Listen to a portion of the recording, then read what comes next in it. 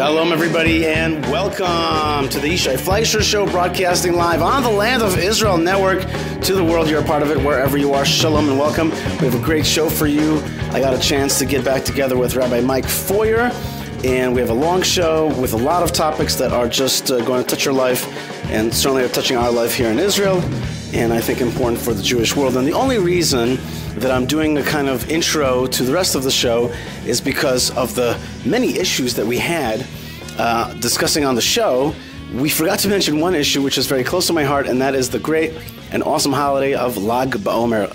Lag BaOmer, an incredible holiday which really celebrates the victory of the Kabbalah, of the deep inner Jewish culture, the Torah, the real inner aspect of the Torah, the fourth dimension of the Torah, if you will, and the victory of that dimension, the return to the land of Israel, the study of the real original Torah, and the life of the original Torah, and really revelation of God's inner intent, his prophetic relationship to mankind.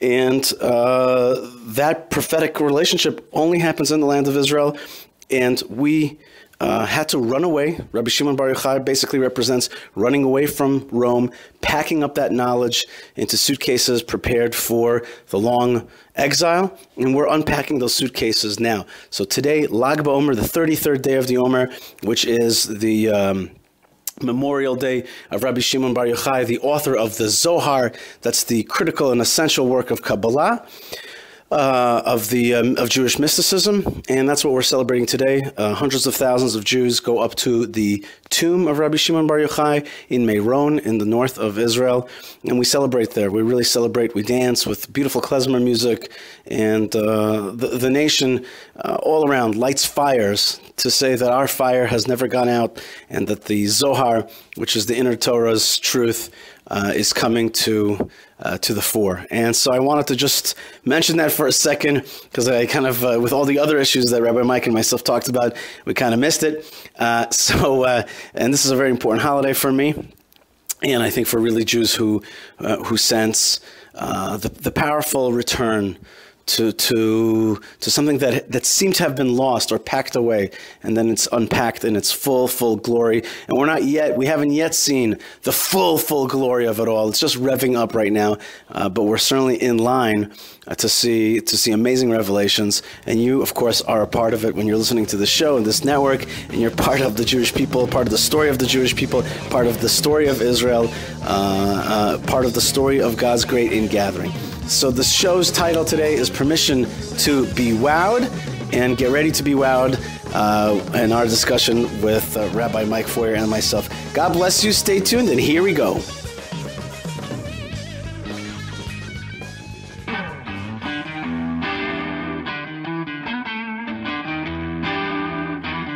Shalom, everybody, and welcome to the Yishai Fleischer Show, broadcasting live from Jerusalem to the world. You're a part of it wherever you are.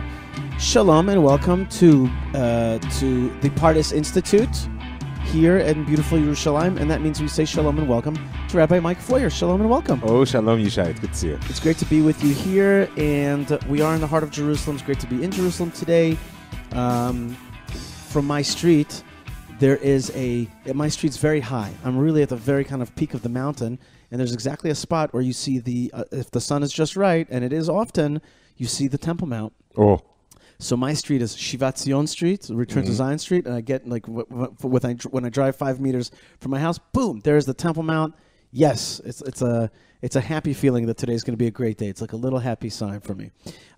Speaking of that, we didn't get a chance to hang out the last few weeks. You were not so well last week. I was not so well last week. Yes, you were unusually unwell because I was reaching out to you, and you were just you were incommunicado. That is a fair statement. We'll just leave it at that. Okay, well, it's good to have you back. It's good to be back. It's good to have you back. In the meantime, the state of Israel and the Jewish people experienced a few kind of strange tugs and pulls and kind of, we're used to bad guys and fighting the bad guys, but we had a wild turn of events here last week when 10 young people, 10 young teenagers, or 18-year-olds approximately, were swept up in a flash flood when they were hiking in the south of Israel in the The Judean desert. in the Judean desert close to the Dead Sea, or south of the Dead Sea. And anyway, it's very well known here in Israel. Some people don't know what a flash flood is. My beloved wife found a video which really described what a flash flood is. It's not a lot of water. It's like a pool or something. It is a raging mudslide. Yes, it starts as a tidal wave, and then follows it is a mudslide with an ice-cold river coming behind. Right, and with rocks. Yeah, rocks, with things trees, that are gonna, anything that was blocking the wadi. right, things that are going to hit you in the head, things that are going to knock you out anyway. It is death. Right. And I personally, if you're caught under it. yes, and I personally have been so heartbroken over this whole situation.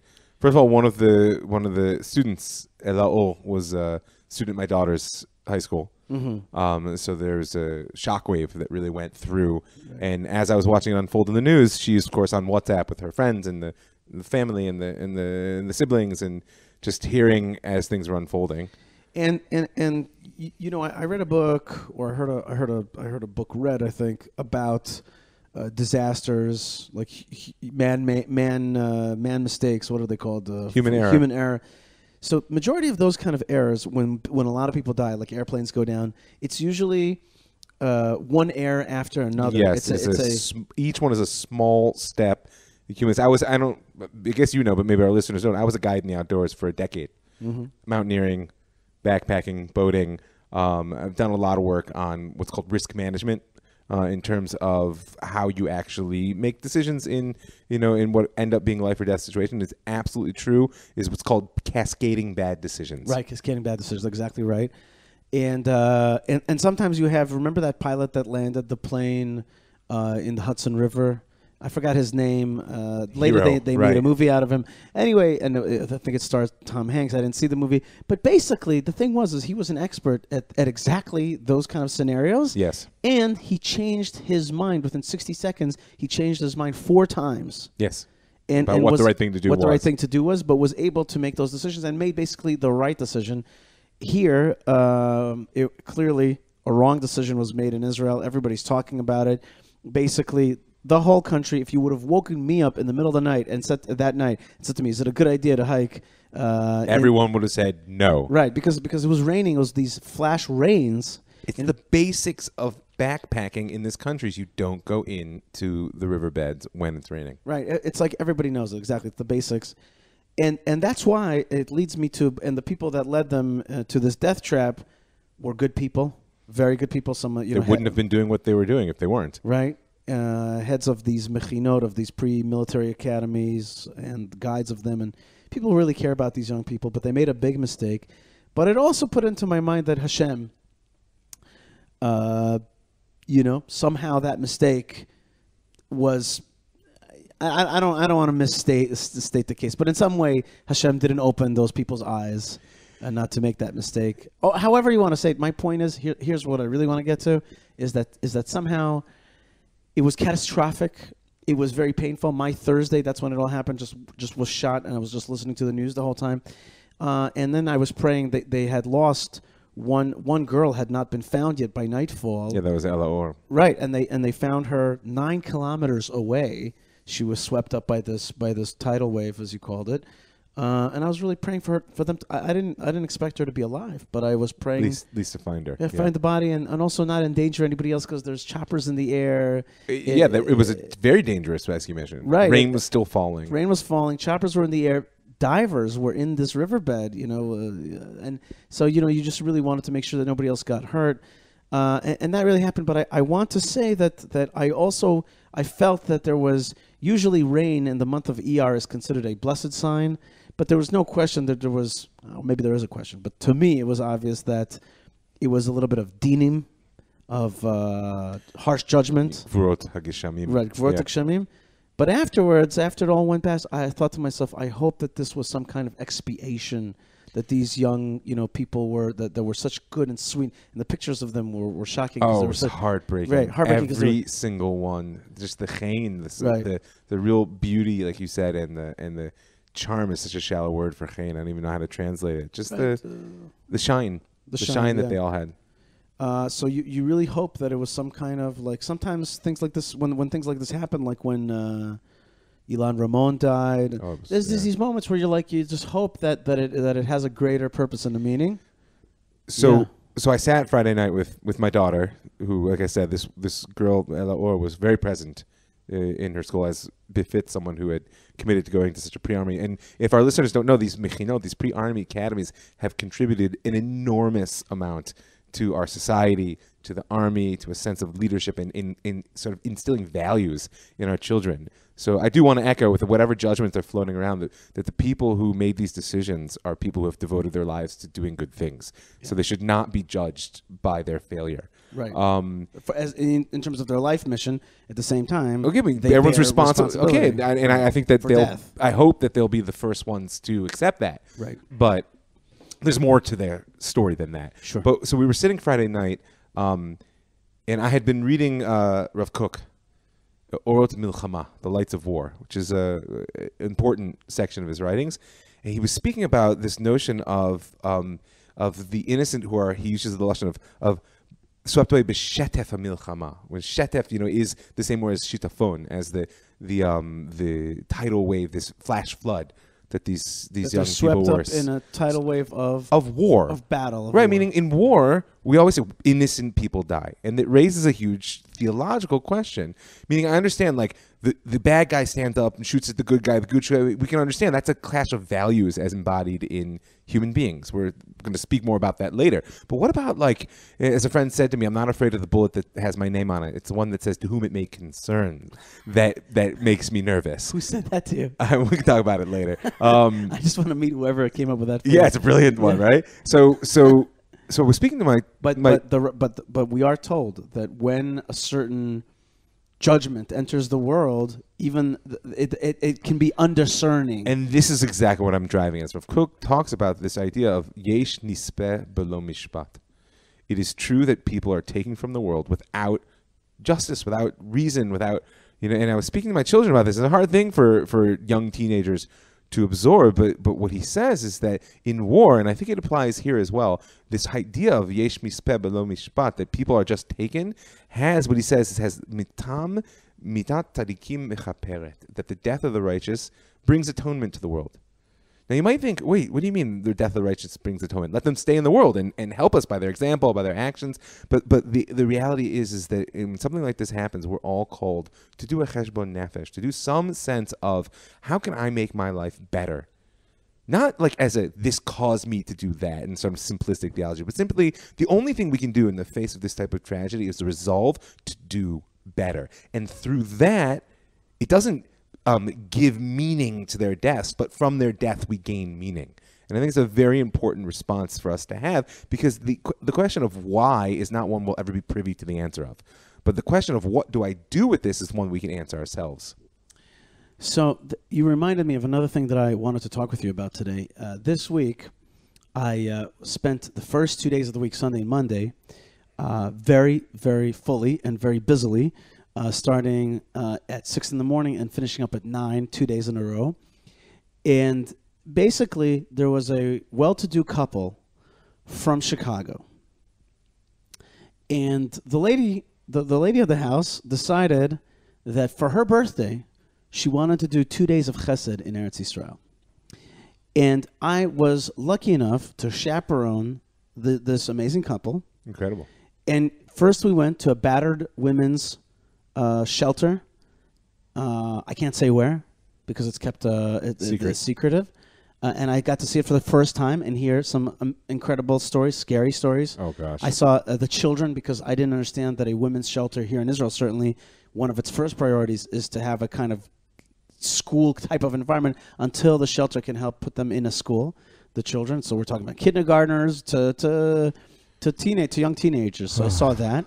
We did that. And then from there, we went to the Schneider cancer ward and hung out there. And in every place they gave tremendous amount of gifts. They gave a set of towels and the highest level, huge set of pots and pans to every woman in the women's shelter. Wow. And they promised to build 4 more rooms. Okay, there. In the next place, God bless them. in the next place, we went to the Schneider Children Ward Hospital in Petach Tikva for oncology, the cancer ward. And we have friends whose child is right now undergoing that, and we pray for Yakir Ephraim ben Rachel Dvora, who's in that exact unit. And they gave away their a Bluetooth speaker for every kid and a headphone, and every kid in the ward. Wow. Every kid in the ward got and the top quality stuff. And we talked to every kid there. Every kid we talked with. I translated from Russian. There were Arab kids. There were Haredi kids. The whole thing. Wow. And then from there we went to what really blew me away, which was a girls' orphanage run by Sanz, the Sanzers in Netanya, right? Laniado Hospital, if you've heard of it. The Sanzer Rebbe. Yeah, the Sanzer Rebbe runs a good half of Netanya. Right. Basically, the Sanzer Rebbe lost 11 children and his wife in the Holocaust, and he promised that if he would get out, all the things that he suffered from, he would make a better version of in the land of Israel, including a hospital, including this orphanage. Orphanage had 105 girls. Wow. Beautiful, look totally well-adjusted, but they're not. They're not. They're orphans in various ways, either loss of parents, but more often abuse, running away, all kinds of stuff. And so anyway, that was day one, and we finished off the day like totally finished. Like we were just. The next day we went to Hebron, showed them all about around Hebron. Then we had dinner with 25 family victims of terror. 20 of just Kiryat Arba Hebron. Right. Just Kiryat Arba Hebron, and we had a dinner at Rina Ariel's house. That's Hallel Yafa Ariel's. That's why I figured that you were. Right. It was a beautiful dinner, and we heard the stories. I'll give you just one example to make it for you, like what really we heard about a lot of people getting murdered and family members, people that I know, Gennady Kaufman, his wife, his son were there. There's one guy, his name is Shuki. He was on the rapid response team in Kiryat Arba Hebron. He and this other rabbi immediately got a message that a terrorist had jumped over the fence. They figured out after a while that the terrorist might be in the house. And they called the father of the house, Amichai. Amichai Ariel. They came very quickly into the house. They went in. They saw Hallel Yafa Ariel in this horrific condition. She was already gone. There was no way to save her. But at that very moment, the terrorist came out and was just about to stab and really kill this Shuki. But the rabbi saw the terrorist, shot him. But the bullet ricocheted, after killing this terrorist, ricocheted off a hip or something like that and hit Shuki right in the eye. He went right down, and he thought he was going down to die right now. Yeah. He just grabbed his eye. And miraculously, he was totally saved, but his eye and his whole eye socket got blown out. And okay, that's all well known. What's not well known is that Shuki, since then, he has a prosthetic eye or whatever it's called, a fake eye, and he's been suffering a lot from pains in his head.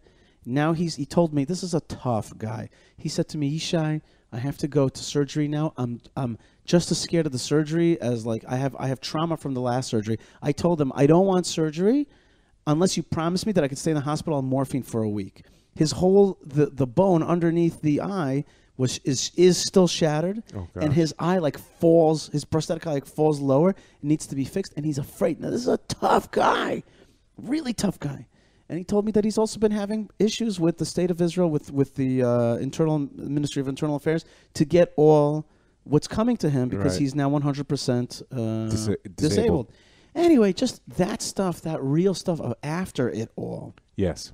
Once the drama passes and life actually kicks back in. Well, anyway, this couple was just blown away, and I was blown away by what we saw, but I was also blown away by them. Oh, I forgot. She fed pizzas to all we had a pizza truck deliver pizza to all the soldiers in Hebron. Wow. And she handed it out. That was like a highlight for her. And altogether, just to see all the self-sacrifice and to see her coming all the way from Chicago and just to give. That's what she wanted to make with her life. Well, that's what I heard. This is how she wanted to celebrate her birthday. Yep. That's an incredible thing.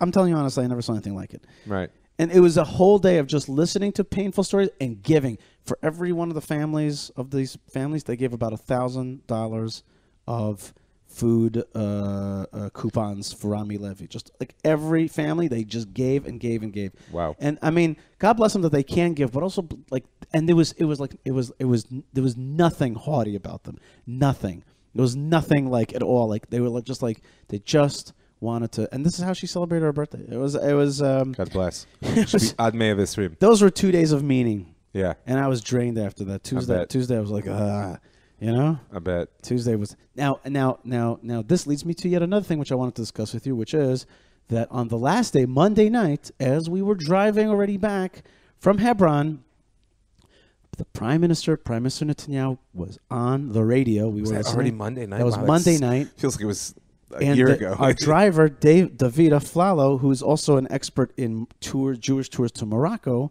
says to me when we're coming back in the car, he's like, the Prime Minister made an announcement. Something is coming. A big announcement is coming.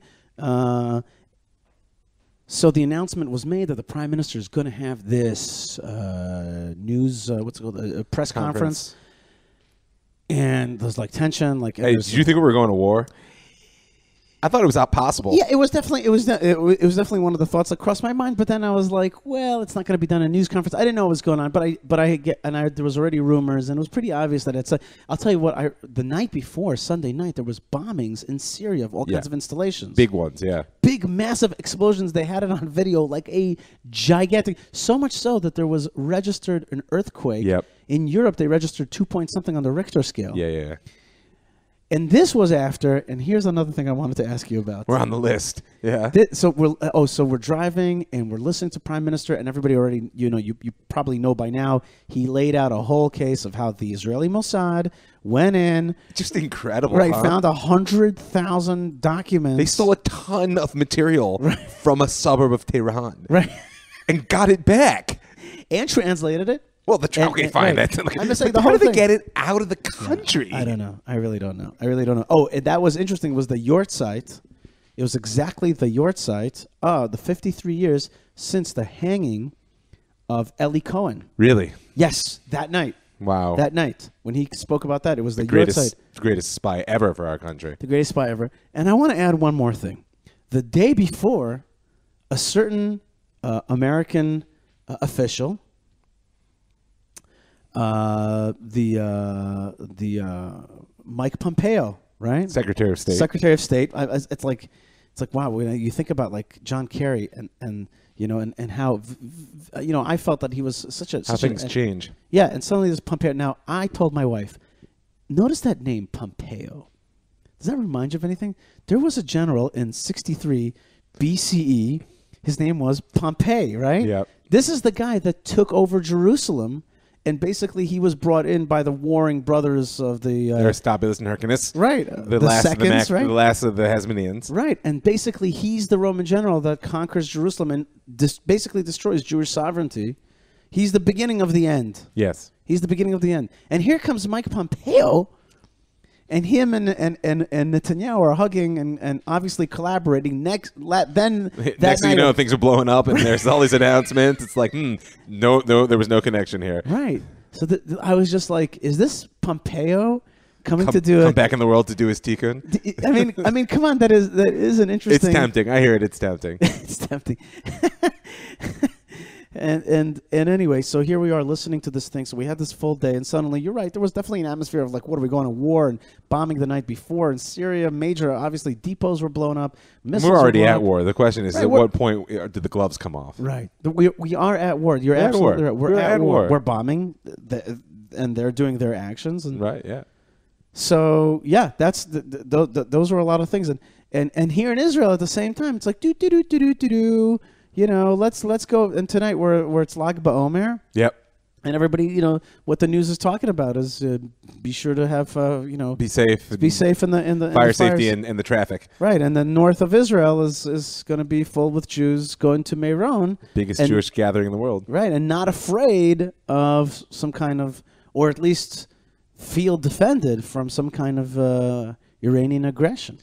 It's an amazing thing I find with all of the threats around us is that there's no sense of fear. And whether that's kind of a naive, bested there, like things are going to be all right, which we know doesn't always play out well, in life, or whether it's just this sort of deep-rooted faith in the Bunch Olam, right, the master of the world, or whether it's just somewhere in between, which is like we just can't live in fear. We're going to let ourselves live in fear. You always give all the Western. You miss the Russian version of the same way of feeling, which is what? We're strong. Israel is strong. That's also something. Right, yeah. Yes, Ribono Shel Olam. Yes, we don't want to live in fear. And yes, Israel is strong. Yes. Israel's strong. Netanyahu is strong. Our jets are strong. Our Mossad is strong. They stole a ton of material. Right. We're chazak. We're chazak.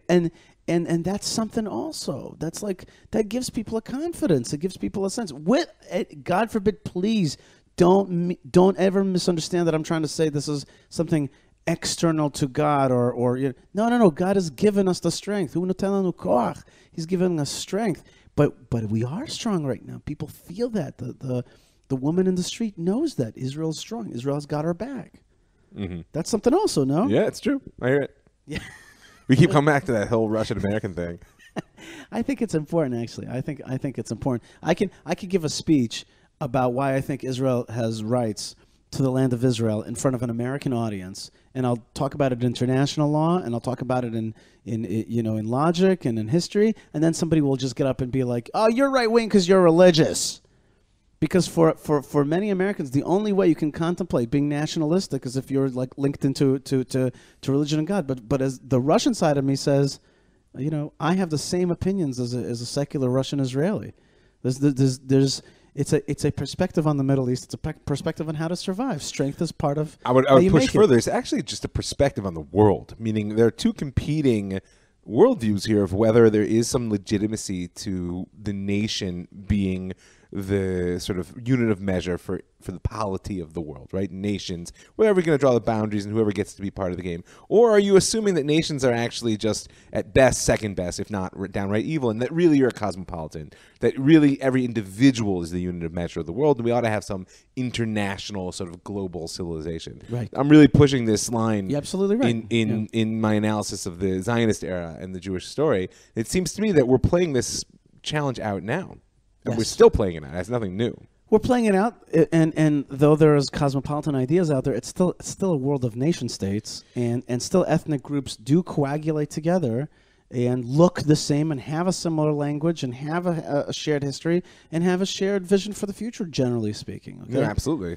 And you know what? This leads us exactly into the Torah portion of Behar, which can be argued, I think it can be argued, that this is the most nationalistically inclined of the Torah portions. Why do I say that? Why do you say that? Why do I say that? Because what we see in this Torah portion is a very clear sense that there is a land that it has to, and this land has to follow certain laws, right? Meaning to say, it's not a people and they follow custom. It's the peoplehood sits on a land, and this peoplehood together have a certain symbiotic relationship of law.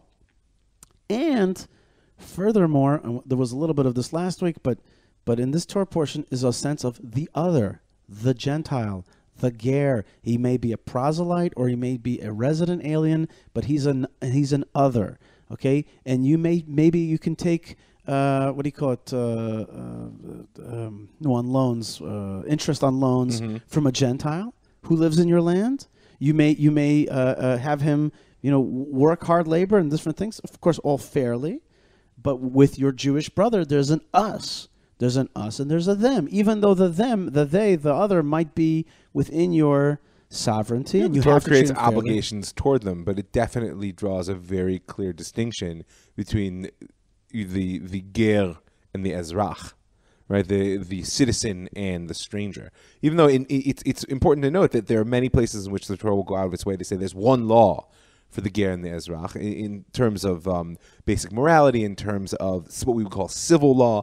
But I think you're correct in that when it comes to that nexus of how society emerges from the intersection between the people and the land, right? In particularly what we call the Jubilee year and the Shemitah cycle, the sabbatical cycle, which holds the central place in this parsha. It's very important to note that this is a national relationship to the land, and though the Torah is very concerned about the weak and the stranger, right? It does not blur the distinction between the two, and I believe it doesn't blur them because it believes that doesn't serve the purpose of justice.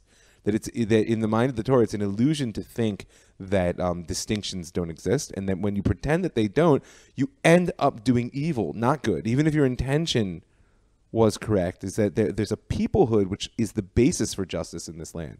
And to erase that peoplehood, you actually end up undermining justice, even if your intention was the sort of multicultural, egalitarian ethos. That's not how the land and the people interact. Right. Distinctions, judgments, concentric circles of holiness, of distinction. The land of Israel has distinct elements in it, different holinesses. One outside the line, 9 within Jerusalem itself. Even within the Jewish people, there's the different levels, and there's the Kohanim, and even within the Kohanim, there's the Kohen Gadol. There's a constant hierarchy of things, and that hierarchy of things creates order. When you get rid of all of these order lines, they actually end up causing chaos. Even if you think that you're actually giving everybody equality, you're actually causing a certain kind of chaos.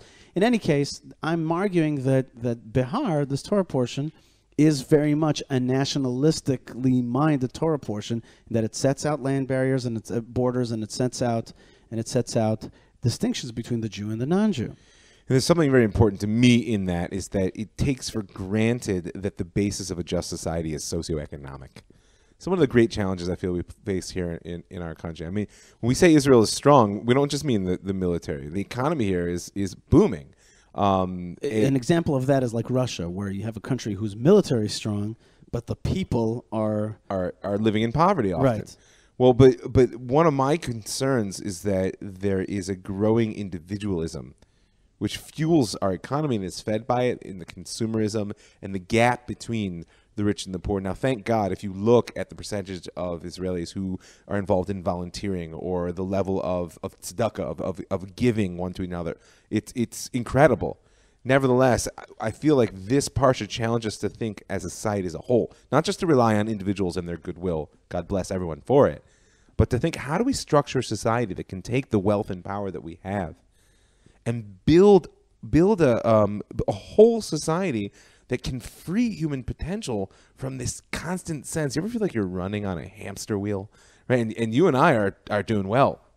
Thank God. I mean, I'm not inside your own budget. Relatively. Yes. Relatively. Relatively. I'm saying relatively to what could be. But people do, and we as well. It's not like it's still an economic struggle. And every month, everyone I know is gritting their teeth. Right. And what I meant by doing well is that we're gritting our teeth, but we're not going under. That's right. Right. And so, but why is that? Just think of the fact that what this parsha is telling you is that there's a way of ordering society where that sense of desperation, which lurks around the corner, and for many people actually is sitting in the living room, not around the corner, doesn't need to be. And like, I feel like we have so many resources and so many great minds and great souls in our country that the parsha is a call for us to think about how can we do it. Absolutely. And there are people out there, and Moshe Feiglin, to his credit, also opened my eyes to this. That he said, listen, why is it that a French doctor says it's hard to make a living in Israel? I'm going to go to Toronto or Montreal or Florida, and should be. And I do hope, though, that this current wave of a sense of success in the country will trickle down, trickle up, trickle all around, and give people those basic necessities. But let's see how the Torah it has some systems here in place for us in order to achieve exactly what you're talking about, Rabbi Mike Feuer. Rabbi Mike, easy to email you, Rav Mike at thelandofisrael.com. Sure, absolutely. And also your Facebook page is Rav Mike Feuer, Facebook. Rav Mike. If you Rav Mike, you'll get there too. I think it's actually Rav Mike Feuer. Okay, very good. All right, and me also here. Oh, did I talk about thelandofisrael.com? I don't think you did. Yeah, I don't think I said shalom and welcome. I was about to say shalom and welcome to the Land of Israel Network, and we have wonderful shows here. I want to thank Ari Abramowitz and Jeremy Gimpel for being the papa and the mama, I guess, of this. We talk about that one later. I don't want to say who the mama is, but don't do it. Yeah, let's skip it. But thanks, guys, for this wonderful network, and we've had some great shows recently here. Naftali Bennett was on Gil Hoffman's show. Something that Eve did caught my eye. Can't remember right now. Of course, Shlomo Katz, Josh Haston. A lot of top level discussions are happening here on the station. So thank you very much to the Land of Israel Network, and I'd love to hear from you also as well by writing to me at Yishai at the Land of Israel Land of Israel, thelandofisrael.com. Okay, so I know for some of you in outside of the land of Israel, it's a different Torah portion. We talked about it on last week's show. I talked about it, but now we're just going to have to keep going with where the land of Israel is, or else we're going to miss it and screw it up. So, and also, I don't know what to do. See, this is. Are you going to miss a parsha? Well, no, I'm not going to miss a parsha. Or are you going to double up? It's a tricky situation. That's all. It's like this unequal. What do you call it? Not in lockstep. Yeah, not in lockstep. We're out of sync. We're out of sync. That's not good for the Jews. No, it's not good for the Jews, and it's true in many ways. That's right. So let's just talk about first the major aspect of this Torah portion, which is the Shemitah year and the Jubilee year, right? So every 7th year is the sabbatical year. It's forbidden to work the land in the land of Israel. After 7 sets of 7 years, a Jubilee year is proclaimed by the blast of a shofar on that year's Yom Kippur. During the Jubilee years, this is the 50th year, all the laws of the sabbatical year apply, and in addition to the sabbatical laws, all slaves are set free and all lands revert to their original owners. This is a big deal, and it's like a kind of, imagine that like you did your stuff in Monopoly, and then you just kind of hand the properties back. Yep. There are, of course, some exceptions to that. It doesn't mean that you lose all of the wealth that you acquired in the last 50 years, but by any stretch. And it's different also for cities, for property within cities, as opposed to property within kind of tribal lands. But in any case, the important thing here is to understand is that there is this kind of cyclical thing which protects the land from being overused. And in the 50th year, it's not so much of a land thing, it's more of an economic thing. But on a whole society scale, because don't forget, every 7 years, there's also the remittance of loans, right? Which is sort of not land-based. But the key piece is that the land is the repository of value. Just explain what it means, remittance of loans. That means if somebody loaned you money, the Torah's idea is that on the 7th year, you forgive that loan. Right. However, subsequent rabbis, in a very controversial... It's controversial still? Today it's not controversial, but back then I'm assuming it must have been very controversial in a sense. Yeah, found the loophole out of that. Found a way out of it. I just want to point out that you could say found a loophole out, but at the same time, if you look at what Hillel, the elder, actually said, is that what he was noticing is that the Torah says, don't be hard-hearted and tight-fisted. And when the 7th year approaches, say, I'm not loaning to anybody because they won't pay me back, which is a fairly reasonable thing to say, right? And so what Hillel said is that better people should be open-handed under the assumption that they'll be able to get their loan back than that they should be tight-fisted. And so therefore he created this institution of the Prose Bowl to prevent people from violating what's called a lotas, a negative commandment of holding back from loaning, because if people aren't aware, it's a separate commandment in the Torah to loan money to your brothers and sisters without interest, of course. We're talking about without interest. There's a separate commandment, which is a very important commandment, which basically says, the Torah says, if you accumulate more than you need, then your first thought needs to be, gosh, there's people out there that could use this. Right. And not because you want to put your money to work for you and make interest. That, as you point out, that could be true in your relationship to other nations. But within the family, your primary attitude needs to be, as soon as I have enough, I need to be thinking about who needs.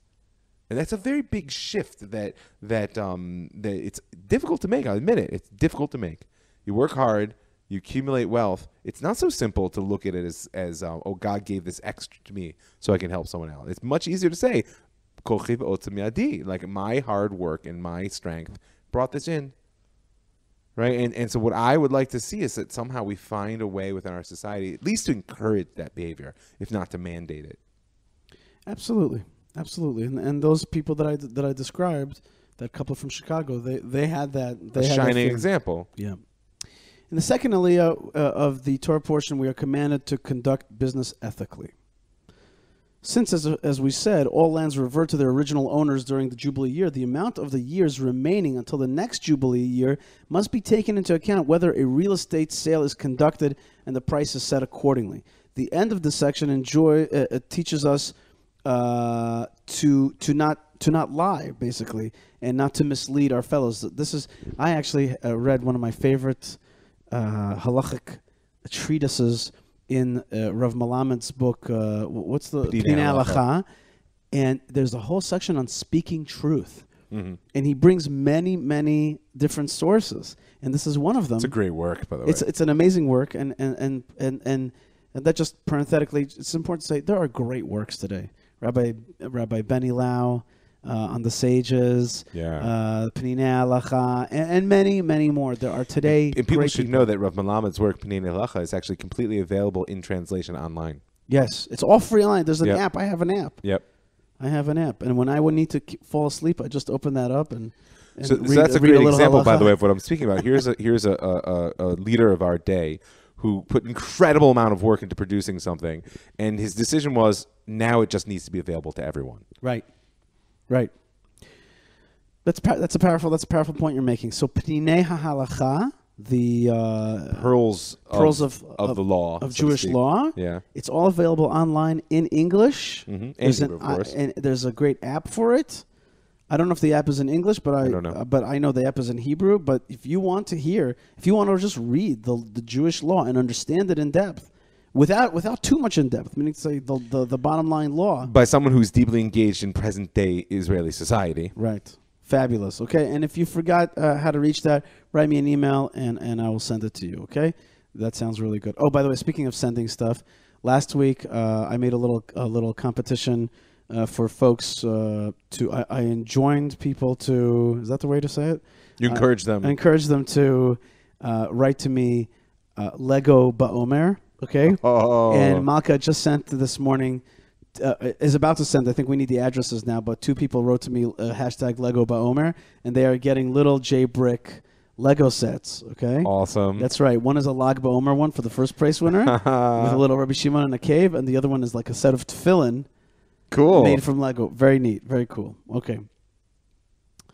Another issue in this week's Torah portion is what are we going to eat if we're not allowed to gather grain on the 7th year? So God tells us that he's going to bless the 6th year's harvest, and he'll produce enough to provide for 3 years in some cases, until the crop of the 8th year is ready to eat. The Torah then gives us a rationale for the prohibition against selling land in perpetuity. Land can only be leased basically till the Jubilee year because quote, the land belongs to me. You are strangers and residents with me. It's my land. You can't sell the land in perpetuity. You can't own it. You don't own it really. You're like a 99-year lease type of thing. Yep. For 49 years basically. It's a fundamentally different attitude, and it's a great indication of what I was speaking about is that we have a value structure, most of us here in this country, that is based on private property. So the fundamental assumption of Western economics. The Torah does not see private property as the be-all and end-all of relationship to the land, right? The land is the repository of all value and belongs to God, and we are meant to work with it as a means to survive and thrive, but not as a possession. And that's it's a big shift that we're being called to in our relationship. And anybody that's listening that lives here with us in this beautiful land, please take it seriously in the way you act toward the land itself. It needs a lot of love. It needs a lot of love. Right. And here's and the 5th aliyah also is exactly what you're talking about. We are commanded to assist our brethren by coming to their aid before they become financially ruined and dependent on the help of others. We are forbidden to charge interest on a loan to a fellow Jew. Basically, what you're saying is we have to come to the aid. But and this is very different than the individualistic perspective. We're a nation, we're people, we're a family. How do you build a society that understands it's always easier to hold someone up than to pick them up once they've fallen? Why is a walled city different than another city? And we have this, of course, in the laws of Purim, of when we read stuff on Purim. But why is it that homes in walled cities may be redeemed for their full value for up to 1 year after the sale, but if not redeemed within that year, they become a permanent property of the buyer, and they are not released by the Jubilee? My sense is, and by the way, Rav Yehuda Zoldan has a whole book on the sanctity of the walled cities, like you're referring to. It plays it a number of places, and he's a tremendous Talmid Chacham. It's really worth looking at. But in a simple sense, I think that you're seeing already a diversity, what we would call today a diversity in economic base. Right. Meaning within an agricultural society, most people live dispersed on the land. And as you pointed out, it's the tribal inheritance, and therefore the land is the repository of wealth. But the commercial element of economics that we're far more familiar with in our society, right, is represented by a walled city. Where who's living there? It's the people who've made enough that they can actually move away from the land. They don't actually have to be sitting on their fields, and you have a concentration of wealth there where now prosperity depends on this ability for private property, right? And there's a much That's larger. very interesting what you're saying. There's a much larger discussion to happen there. But I would have also said that I think that just from my own life, I think that there are some people who know that they belong to a tribe, that they belong out there in these fields, in these places. And then there's some people who are more cosmopolitan and feel themselves more naturally not in a tribal configuration and not out there in the land, but in a city where a lot of different things happen with a big mix. And here there is like those laws of Are you speaking autobiographically? I have it's a thought, you know, when I'm out in those places, I understand the city life, and I understand that why a person would be attracted to the city life and the hustle and bustle, and it's not as and you could see it religiously also. There's much more mixtures. It's not as parochial. It's not as parochial. That's exactly right. Can I make a plug for tribalism in Sure. Israel? I mean, I think it's very important to remember that the operating A plug assumption for of the Torah. tribalism. Yeah. Yeah, go Well, ahead. what do I mean is that people often make a mistake. You know, one people, one God, one land. We're a people of oneness. It's true, but one people, one God, one land. 12 tribes. Right. Right, and that sort of built-in diversity, to borrow the word of the day, is extremely important to remember because, frankly, if you look around our country right now, we're already broken into tribes. Sure. There's the tribe of Tel Aviv. We've Yes. got the Judeans, and everybody knows the Samaritans and the Judeans aren't the same. That's right. Right? And The Samaria folks are different than the Judea folks. You got the tribe up there in the north and the Golan and the people of the south, and like there's an important element of saying I can be absolutely who I am and believe that I'm fulfilling my mission for Am Yisrael and for God by being who I am. And actually, even amongst the Jews, I don't need everybody to be like me. Right. What I need is everyone to hold together as a people. Right. But that's different when you have that space for tribalism. I think it's very similar to the world today. I mean, here I am in the heart of an institution which is nominally committed to cosmopolitanism, and I am a very happy and unashamed particularist.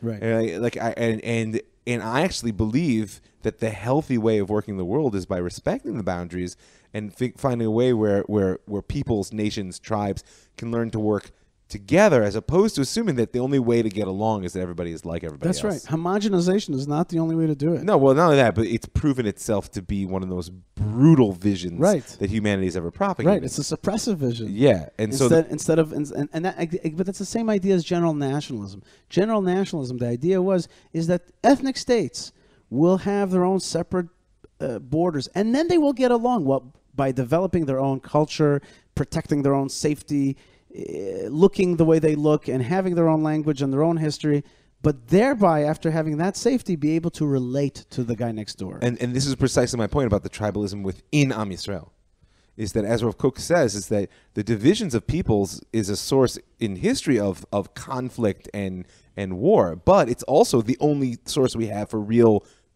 sort of richness of human culture. So he says there's an essential refinement that Am Yisrael offers that because we know how to negotiate that tension between the particular and the universal. That's right. That is the gift of our tribalism. And it's something which, unfortunately, tribalism has in many people's mouths a bad taste. And yet I don't think everyone would want to live in a world where everybody was the same. Right? And so therefore we have to find a way in which that the difference is a source of energy and growth and richness and not just an excuse for conflict. And what you're saying right now is so important today, where in the world there has come into the world this more divisive type of attitude between left and right, where you can't converse anymore. And speaking of tribes, I am heading out to another Jewish tribe. I'm heading out to Australia. The far-flung tribe of the Australians. That's right, the Australians. I'm heading out to see them. I'm very excited. I'll be leaving on Monday. I'll be for 10 hours in Hong Kong. And then afterwards I go to Perth. And from Perth to Melbourne, from Melbourne for Shabbat, and then Sydney, a Yom Yerushalayim event, and then and a few gigs in Sydney, and then head home. But I'm very excited to connect, and I was doing an interview today with the Australian Jewish News, and I am coming under the rubric of discussing alternatives to the two-state solution and the settlers and all that. And I know that in Australia, a lot of people tend British-type liberal, okay, which is okay. I know all about that. But I know that some other folks that have come from the right wing, the nationalist conservative position, have had some rough moments in Australia, and my thing was saying, I'm coming to talk, I'm coming to converse, I'm coming to hold hands across the Pacific.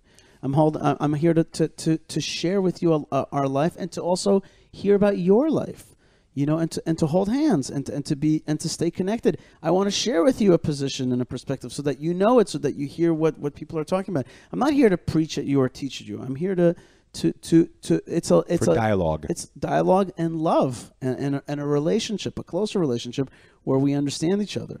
And that was really my message. And I hope that kind of messaging also breaks through, and we can really have conversations about the future of Israel and the future of the Jewish people. And here's a tribe, of Jews who's you said far flung, but it's not a joke. They are out there. Wasn't a joke, no. Right, they're really out in a different land, in a different place. It's not Jew York.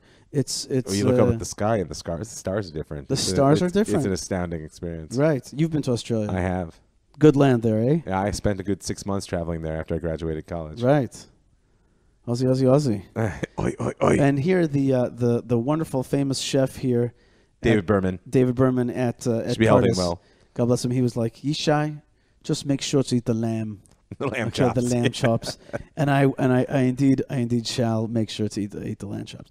So anyway, let's move from the Torah portion in 1 second to the Haftorah. The Haftarah. the reading of the prophets associated with the weekly Torah reading. That's right. The weekly prophet section. It happens to be one of my absolute favorites. But before we go to it, I just want to do a few plugs and then keep going ahead.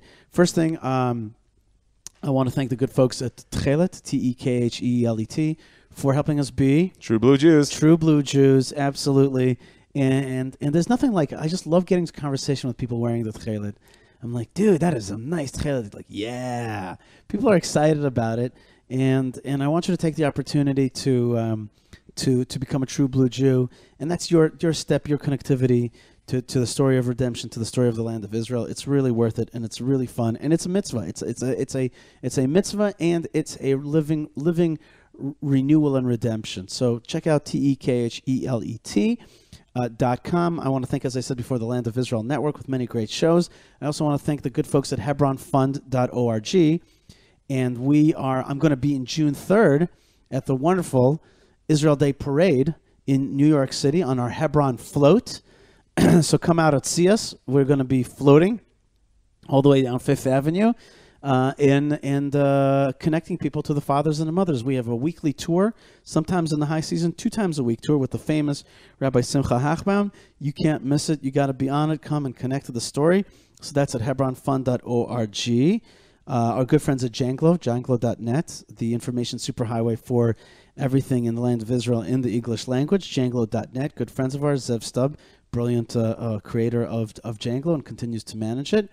And who else? I feel like there's something else that I want to talk about today. There's somebody special that I wanted to talk about. Shout out maybe to someone? I did want to shout out to Jake, my buddy Jake out there in Phoenix, who I spoke with today and is always helping me with the political stuff in America. God bless him. I want to say hi to Andy as well, who spent time with me in Washington. And I want to do a shout out to Grandpa Walter, who wrote back to us and loves to hear the show and loves to listen to the show all the way in Western Florida. But I feel like there's something else that I want to say hi to. There's somebody else, and there's something else that I want to mention, and it'll come back to me. We had the Lego, we had the Hebron, we had the Janglo, we had the station, we had the Tchelet, we had Australia. I'm overwhelmed. That's right, overwhelmed. Okay, speaking of being overwhelmed, you're Jeremiah, right? Oh. You're Jeremiah, cool. And you're...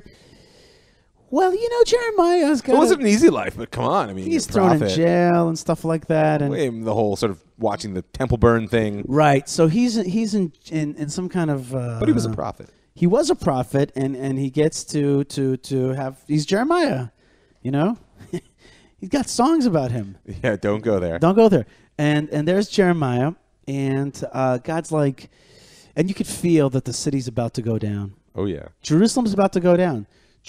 Now, I have lived through, and just before the show we talked about it, the destruction of Gush Katif communities, the communities of Gaza, seeing a Jewish community be destroyed. Yes. actually with a bulldozer. Right. I am thankful that I now, through this horrific thing that I saw, I'm able to understand what it means to see a Jewish community destroyed, let alone Jerusalem and the temple, to see it burned by the Chaldeans.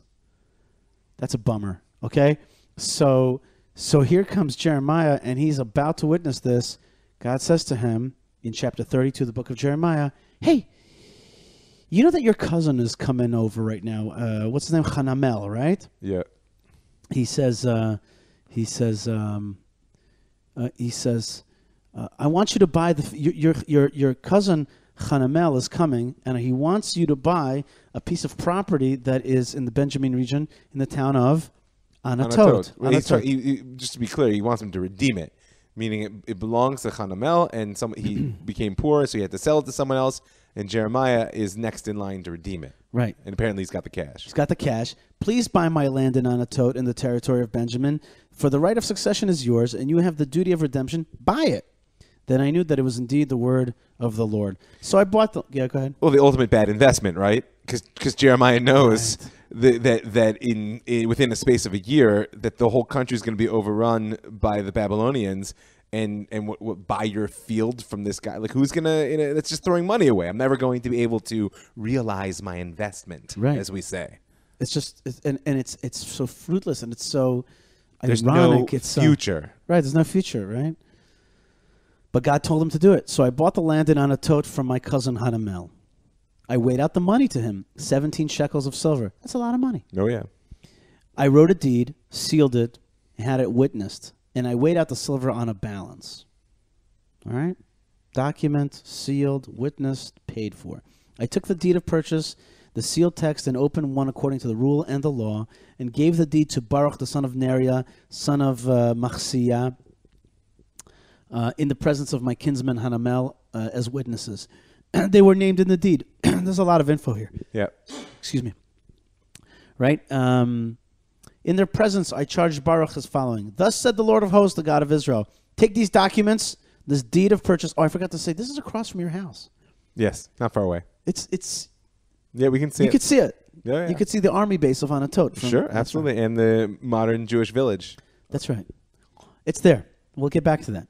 Take these documents, this deed of purchase, the sealed text, and the open one, put them in an earthen jar so that they may last a long time. For thus said the Lord of hosts, God of Israel, houses, fields, and vineyards shall again be purchased in this land. Okay?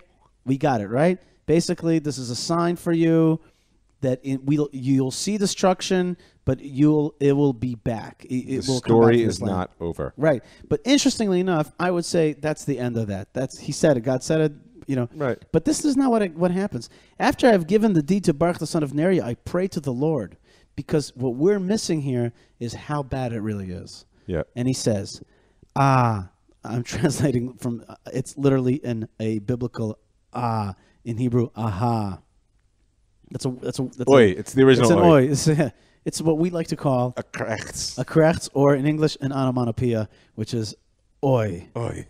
Gewalt. And he says, the original krechts, here it is. Aha.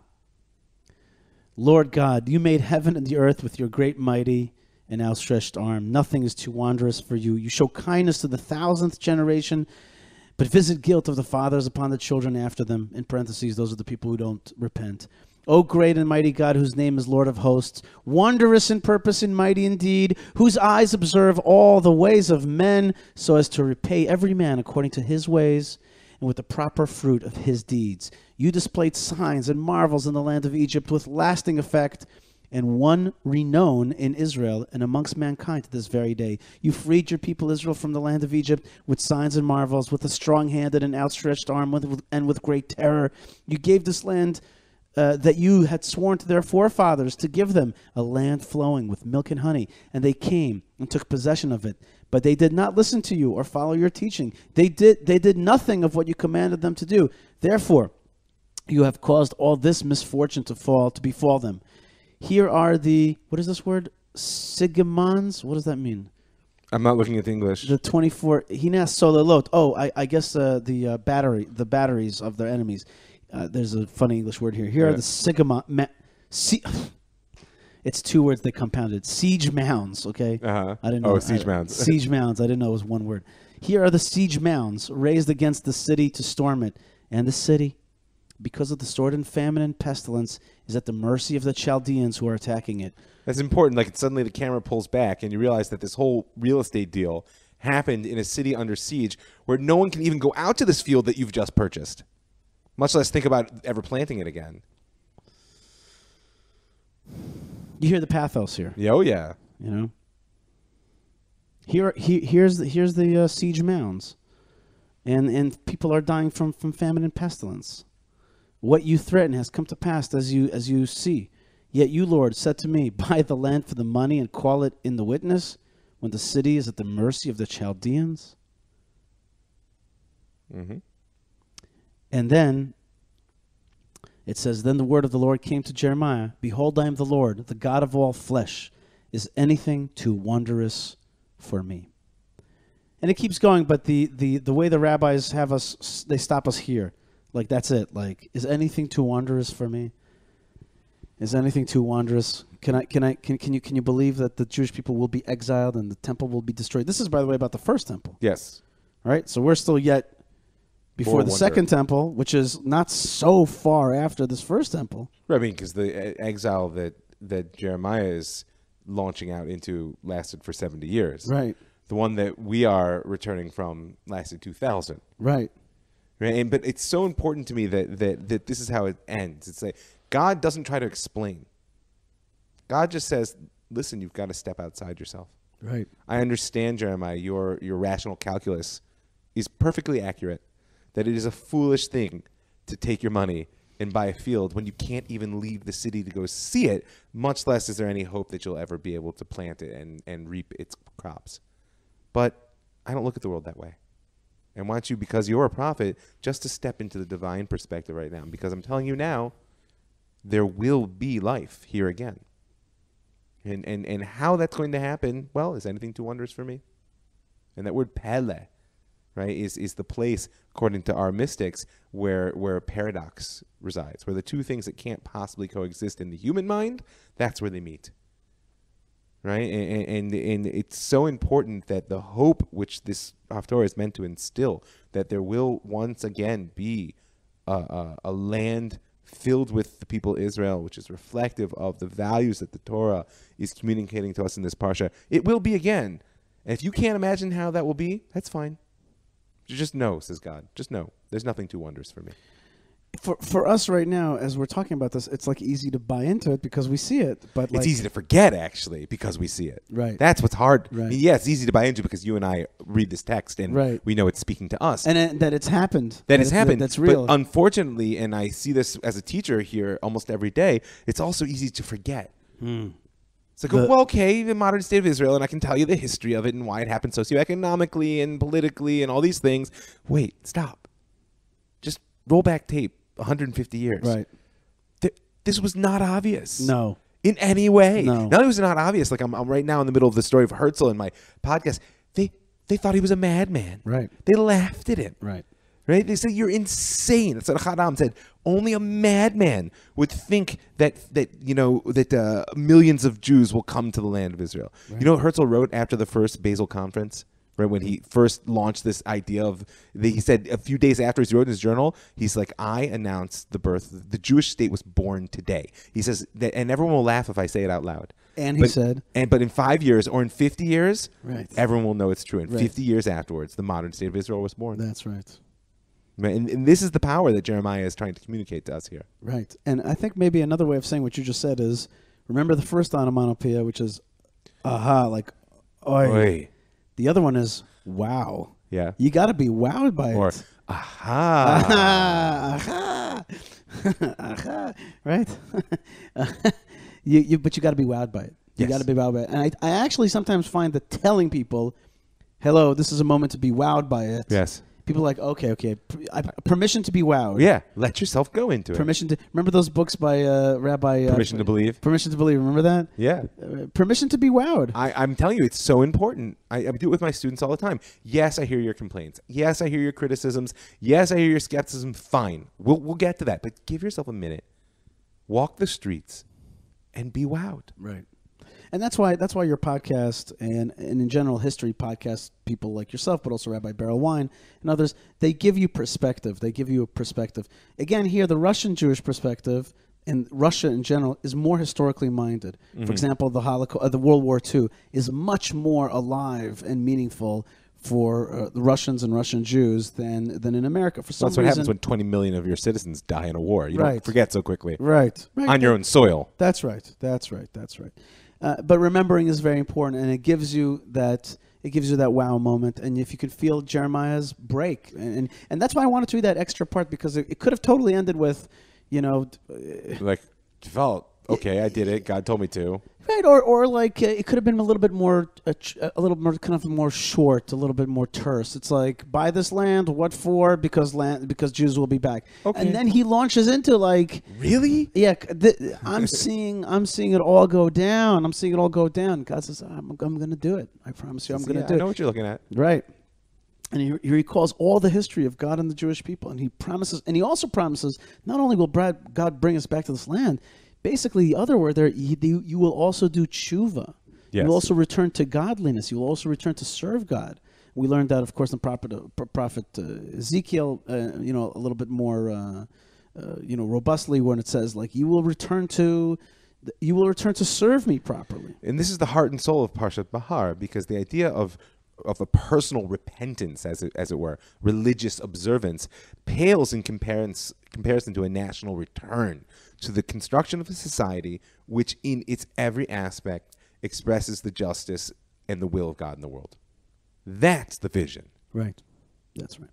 By the way, through this conversation, I recalled that last thing that I wanted to say. Thank God. It came back to me because it has something to do with, and it is only befitting to finish off this section with this last announcement, and that is that I have been giving away these giant flags, and in the last 2 weeks, I've basically given away 4 flags, but there are still some left.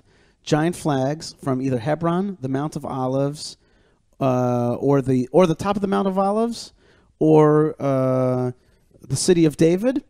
Basically 3 places from Jerusalem: City of David, top of the Mount of Olives, or the Mount of Olives Jewish community, Maleh Zaytim, or from Hebron, from the flag atop of the Tel Rameda. These are all huge flags. Some of them very, very huge. Other ones are just quite big. Okay, and I asked for $500 per flag, and the flags, that a lot of that money was going to go towards putting up new flags in these places. Some of it will go to support our efforts to continue to broadcast. But whatever it is, you will get a flag, which is a wow thing. It will be a soiled flag. And I would use the word soiled in its more literal sense, that it has soil in the land of Israel on it, okay? No, not in that way, Rabbi Mike. More like it is actually has the soil of the land of Israel on it. It has the rips of the wind of Jerusalem or Hebron. Give it to you to get it sewn up and fixed up, but I send it to you the raw from the land of Israel, and you will have a flag that flew over a rebuilt Jerusalem. And you will be wowed by it, and you can show other people and show them what it is to be wowed by it, okay? Wowed by this reality. And it's easy. Just go to YishaiFleischer.com. There's the donate or support page. I forgot what it's called. And then boom, put that in, and we will send you the flag. Malka is on. We have boxes in the house now.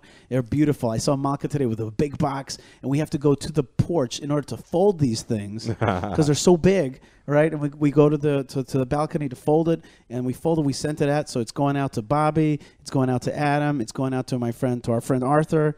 Okay, alone. He got himself a flag, and so it's win-win for everybody. So please support this flag project. And when you send me, and you get a flag, I basically get more flags. I'm gonna keep. Thank God the wind keeps blowing and the flags keep flapping, and we're gonna get more flags. But I think this is a great opportunity for everybody, and it's a great way to end the show. I also want to say 2 more things, which is, I don't think we celebrate it enough. Anatot, for example. This should be Shabbat Anatot, the Shabbos. And not everybody goes to Anatot. This should be on Friday. We should all go visit Anatot. Well, by the way, there's a fantastic spring right below. unbelievable. Yeah. Wadi Kelt is like it's the most. What's it called there? Ein Foire or No, right below Amatot is actually my brain is. It'll come back to you in a is second. Most gorgeous, one of my favorite places in the land of Israel. This you don't know what Wadi Kelt is if you haven't been. Prat. Ein Prat. It's not describable. Yeah. Not describable. In fact, now you've made me think that maybe I'll take the kids to Ein Prat to celebrate this beautiful purchase of the land of Israel. That's a nice thought. And the last thing I want to say is that I do believe that this earthenware jar of Jeremiah's purchase will be found. Ooh. And when it will be found, that will be one of the greatest signals that God says that God fulfilled the prophecy. Let me know. Right? He said to us, put this, see that I sold it to Jeremiah. You're going to see Jeremiah's signature. You're going to see Jeremiah's signature. And I'll be today with a mutual friend. I'll be seeing Doron today at the city of David. And that's probably where that all took place. Close by.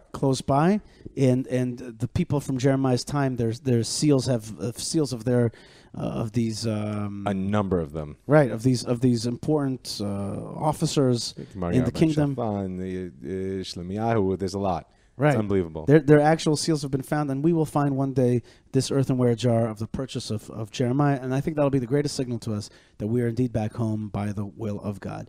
Rabbi Mike Feuer, I want to thank you so much for spending so much excellent time with me. I haven't seen you in a while, so we have to catch up. Double down. That's right, and I want to wish you lots of health, okay? Amen. And I shan't see you next week, most likely. Not unless I'm going to be somewhere in Australia. Right, or Hong Kong. I won't see you next week, but I want to wish you a great next week. And I also want to say that we won't be together for Yom Yerushalayim. That's right, because you'll be in Sydney. I will be in a little bit in Melbourne, and then in Sydney I'll be doing two Jerusalem Day events. What a schut. I told my wife years ago, I said to her, you should know something. Either Yom Yerushalayim or Yom Ha'atzmaut, the other way around. Either Yom Ha'atzmaut or Yom Yerushalayim, I'm probably not going to be in country. I'm going to help Jews around the world and lovers of Israel celebrate these important holidays. So one of them I'm out. One of them I'm in, though. Well, someday I'll join you again, like we had our time in L.A. That's right. That's exactly. That was fun times. That was good times. Okay, folks, write us an email. Rabbi Mike Feuer is ravmike@thelandofisrael.com. Yishai is yishai@thelandofisrael.com. Check out Rabbi Mike Feuer's other show, which is absolutely in a key period right now. And you're really hearing the stuff. I listen to listen to many of the shows on our network, and you should as well. Most important is that when you hear something, you should internalize it and make it part of yourself. We are living in great, great, amazing times. Be wowed. We did aha. Now it's time to be wowed. It's time to be wowed, and you are part of really the Wow Network. We are all, the people that are part of this network are wowed by it all and are trying to broadcast that wow. So God bless you. Thank you so much for being with us. Thank you, God, for letting us be wowed. Thank you, Rabbi Mike. Shabbat Shalom. Chag Sameach. God bless you. Stay strong. Stay tuned. Stay connected. And stay part of the story wherever you are. Shalom.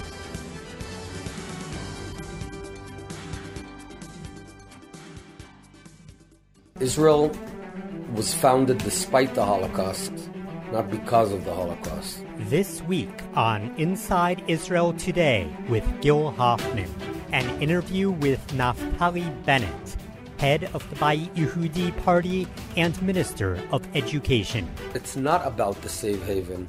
It's about coming home. Tune in to hear one of the most powerful people in the Israeli Knesset. That's Inside Israel Today with Gil Hoffman on the Land of Israel.